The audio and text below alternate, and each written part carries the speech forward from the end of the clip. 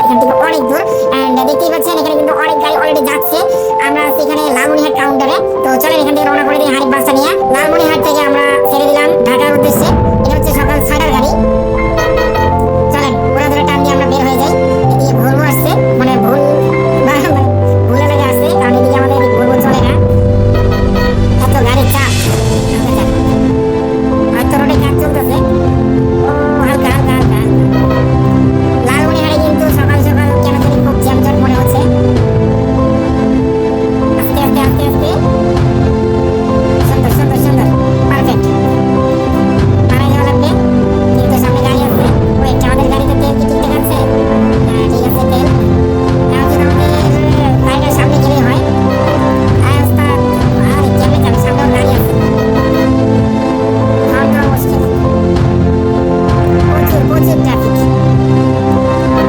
সকাল সকাল আমাদের সাইকেলটায় এত পরিমাণ ট্রাফিক রোডে উঠছে, আসলে আমি বুঝতেছি না আমাদের চাইতে কত সময় লাগবে। ওই যে যদি দেখেন ওদিকে কিন্তু অনেক গাড়ি। আর আমরা বর্তমান যে জায়গাটাতে আছি আজকে রংপুর পর্যন্ত যাইতে পারি কিনা তারও ঠিক নেই। আরে ওস্তাদ কি করবো, সামনে প্রচুর গাড়ি, দেখে এদিক দিয়ে যাওয়া যায় কিনা। একটু সামনে যাওয়ার চেষ্টা করি রিক্স নিয়ে।